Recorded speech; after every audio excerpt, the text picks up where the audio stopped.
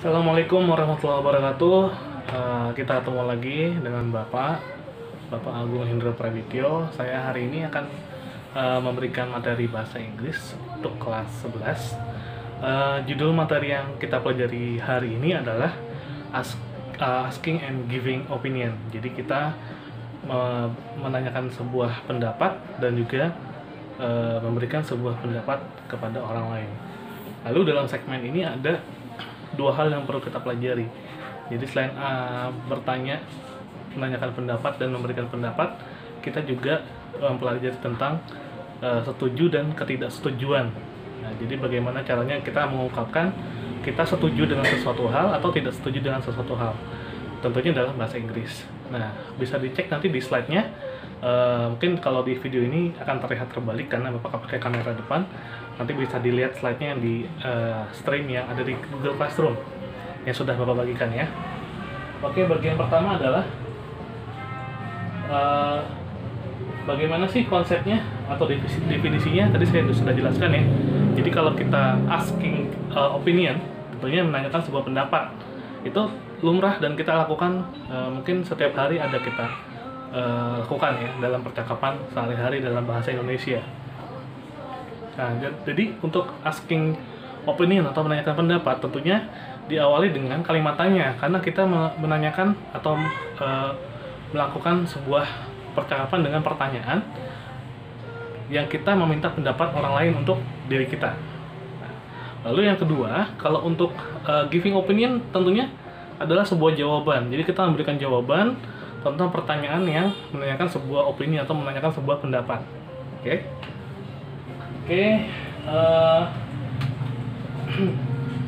Asking opinion. Ada beberapa contoh yang Bapak buat di slide yang Bapak buat ini. Itu ada Bapak ambil juga dari LKS yang mungkin sudah kalian pegang.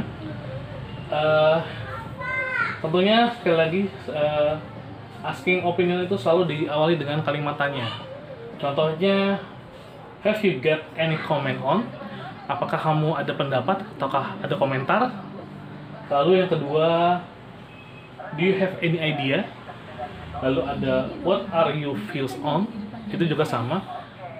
Do you have any idea adalah dalam bahasa apakah kamu punya ide lain? Atau what are you feels on itu sama dengan menurut kamu atau pendapat kamu gimana?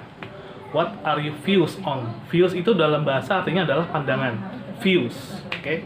Jadi pandangan itu bukan berarti pemandangan saja, tapi dalam bentuk pandangan atau pendapat. Oke. Nah, 3 kalimat tadi. Have you got any comment on? Do you have any idea?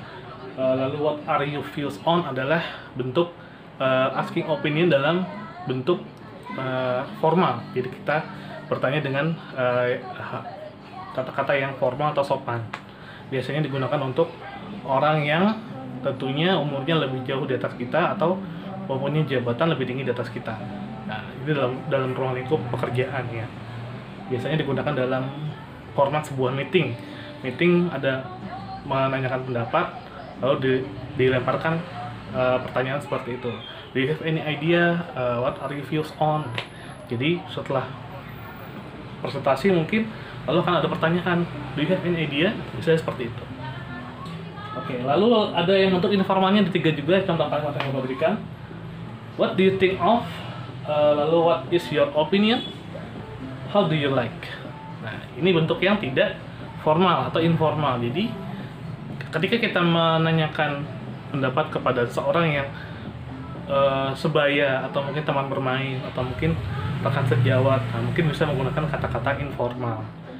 Oke, lanjut dengan giving opinion. Ingat, giving opinion selalu dengan jawaban. Jadi memberikan jawaban atau memberikan pendapat. I personally believe, I personally consider, I hold the opinion. I personally believe itu artinya adalah saya secara personal percaya, saya secara pribadi percaya. Lalu ada I personally consider, saya secara pribadi mempertimbangkan. I had the opinion, saya mempunyai opini, saya mempunyai pendapat. I had the opinion. Itu dalam bentuk formal, 3 kalimat dalam bentuk formal. Lalu ada memberikan pendapat dalam bentuk informalnya, yaitu I think I like it, I think I like it. Saya pikir saya suka ini. I don't think I care of it. Saya pikir saya tidak peduli dengan hal itu. In my case, menurut saya, biasanya, sepengetahuan saya, seperti itu artinya. Secara harfiah. Jadi, bentuk informal digunakan sekali lagi untuk rekan sejawat atau teman bermain. Tapi kalau bentuk informal biasa digunakan dalam format meeting atau digunakan oleh kita untuk berbicara pada orang yang jabatannya lebih tinggi, umurnya lebih tua, seperti itu. And then next, agreeing and disagreeing. Agree, dasar katanya dari agree. Agree adalah setuju. Disagree artinya tidak setuju. Kenapa pakai ing? Karena pada saat kita menyetujui atau tidak menyetujui sesuatu, itu saat itu kita lakukan. Makanya menggunakan kata ing di belakangnya. Ya, dalam bentuk present continuous dalam tensesnya ya. Nanti kita belajar lebih jauh tentang tensesnya. Tapi saat ini yang saya coba jelaskan adalah bagaimana kita memberikan kalimat menyetujui atau tidak menyetujui sesuatu. Below our expression of agreeing to something. Contohnya, I agree with you. You're right. Saya setuju denganmu. You're right, kamu benar. That's the point. Itu poinnya. That's the point itu adalah dalam bahasa itu poinnya. Atau poinnya adalah I will say that. Saya akan mengatakan itu. Oke, lalu ada below are examples of disagreement in something. I don't agree with you. Saya tidak setuju dengan kamu. I don't think so. Saya pikir nggak begitu. That's not what I think. Itu bukan yang saya pikirkan. I'm not sure. Saya tidak yakin. Jadi itu adalah bentuk-bentuk kalimat setuju dan tidak setuju. Jadi kata dasarnya adalah dari agree. Cukup mengatakan I agree, itu sudah menyetujui.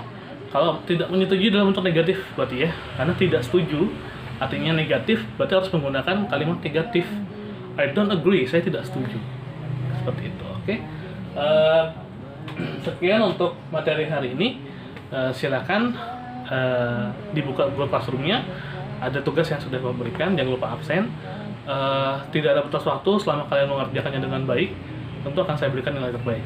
Terima kasih. Jika ada pertanyaan atau masih ada yang ingin ditanyakan tentang materinya, masih bingung atau masih ada pertanyaan lebih jauh atau ingin lebih dalam pelajari segmen ini, bisa hubungi Bapak. Oke, terima kasih. Assalamualaikum warahmatullahi wabarakatuh. Merdeka, tetap belajar, jangan patah semangat walau pandemi ini belum selesai. Kita doakan semuanya cepat selesai. Terima kasih.